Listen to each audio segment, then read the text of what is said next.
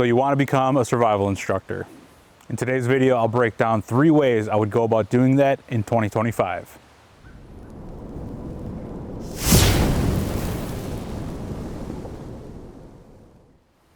Welcome back to the channel, everyone. And in today's video, I'll explain how I would become a survival instructor in 2025 going into 2026.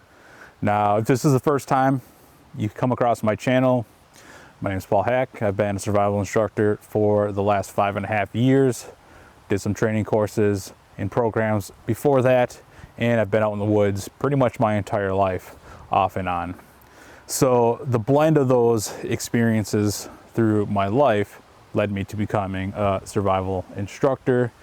Now, I used to work for a school. Now I just teach my own private classes from time to time. But I wanted to shoot this video because I get that question quite a bit through emails and messages on various social media platforms. People coming through asking, how can I become a survival instructor? So I want to break it down in 3 different ways I would approach it, knowing what I know now, and if I was starting today, how I'd go about doing that. So method number 1 is self-study. Now, we all do this to a certain degree already. We watch YouTube videos, read books, articles, we're part of groups, forums, so forth and so on. So we're able to pull knowledge from all of those areas. I have no idea how many survival outdoor camping books I have. That's one of the things that I kind of collect is anytime I come across an interesting book or an old book, I usually pick it up, even if it's a double, because then I can pass it on to someone else. But with all of those sources of knowledge, we can read them, digest the information, start to understand that. But also with the knowledge, we have to get out and actually practice those things. So you could go out and say, hey, this weekend I want to practice starting fires. So you come out to a campsite, taking the notes and knowledge that you gathered beforehand, you can start practicing those skills. Now, with this method, one of the things that you can run into, which is both kind of a pro and a con, is if you're out trying to, let's say, do a bow drill. And there are some intricacies to learning a bow drill, but you can get out here, start practicing, kind of understanding how it's put together, the resources that you need, that sort of thing. With that process, you can allow yourself to experiment with it. Say, hey, I'm going to use this tree. I'm not sure what it is. Take some notes on it. Take a leaf. However you can go about identifying it, and then try it out. Then you could take photos, video, whatever you want from that, go into your groups or your forums, and you could pose the question of, hey, I went out this weekend trying to learn a bow drill. I used, let's just say, this cedar tree that I didn't know was in my area, and people can give you pros and cons, and you can help facilitate that learning. Groups and forums online and social media platforms are really, really great because it gives you an already established community that you can bounce ideas off of, learn something from, or help troubleshoot skills that you're trying to learn. So the second method we can go about starting this process is taking a course or doing some sort of program. Now, I went through an instructor program myself, took a variety of classes from classes in Ohio, Florida, and New York, and a variety of climates. So it gave me a lot of different experience in areas that were outside of my home area. Now, inevitably, classes and courses are the first thing everyone looks to, and they are really, really great because what a course allows you to do is take that learning curve from being very, very steep, and you can ease it out a little bit more. Depending on the level of experience of the instructor you get, school you go to, all that sort of stuff, it can really dictate how fast you learn something. Now, there's programs online as well from a variety of different places where you can learn some very, very basic skills.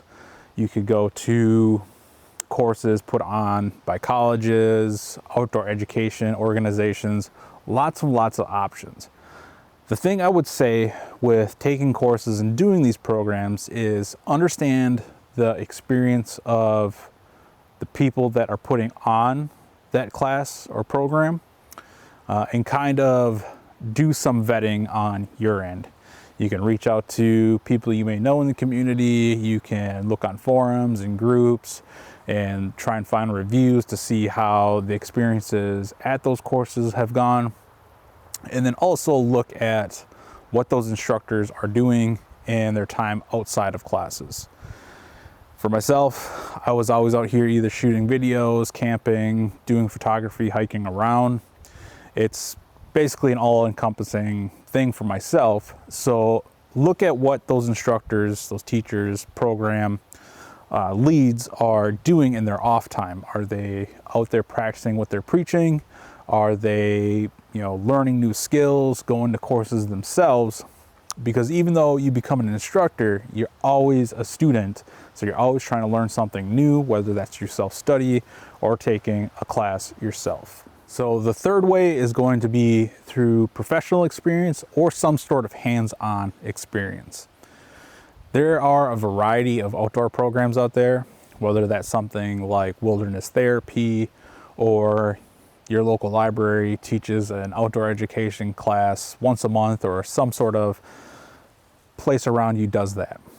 What those types of programs allow you to do is get that hands-on experience. What you could also do is, if let's say you're looking at joining the military, or you could become part of a search and rescue team, because with each one of those professions, you not only use those skills in a professional setting, but in the downtime in between, whether that's calls or classes, you're also training continuously. So you're learning new skills, you're getting out there, and you're continually developing. You can also reach out to someone in your local area that's already an established instructor and ask them if they just need help at a class.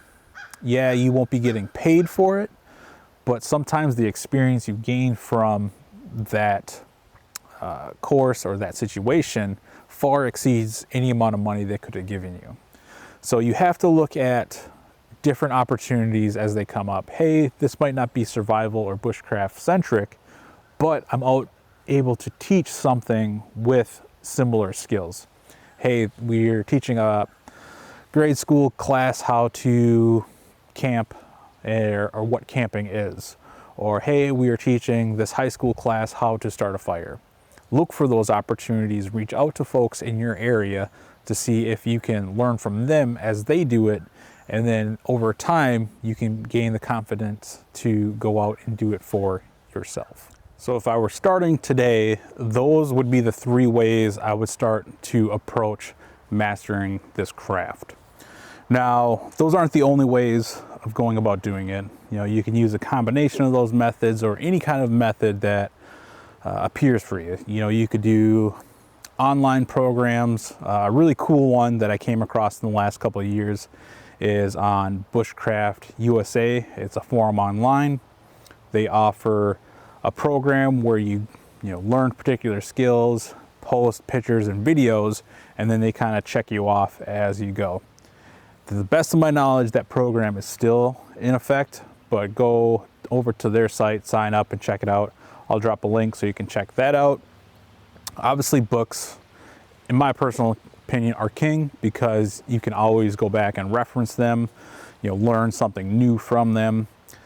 I will drop some links down below to a few books kind of to get you started that are kind of really good general knowledge when it comes to survival bushcraft.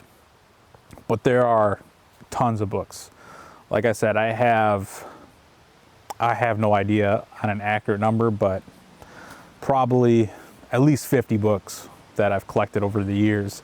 Hey, this is an old winter camping book from the 70s. Let me pick it up and see if there's anything interesting in there. I think there is a lot to be said about getting old books, because then you can get in the mindset of that time with what they had, because a lot of times they did not have all the technology and the advancements we have in our current age. So they made do with what they had at the time, and it allows you to kind of look back and see how things were done and say, hey, that's a concept that we don't talk about now, but that might work, and you can go out, experiment with that concept and see if it'll actually work or if it was kind of forgotten for a reason. In the comment section down below, let me know what programs, books you like to reference for your own use. I'm always looking for new recommendations to add to my ever-growing library, so drop them down below. Like I said, I'll drop some sites to a couple cool forums that I like to go to and some books to kind of get you started if you're on that path.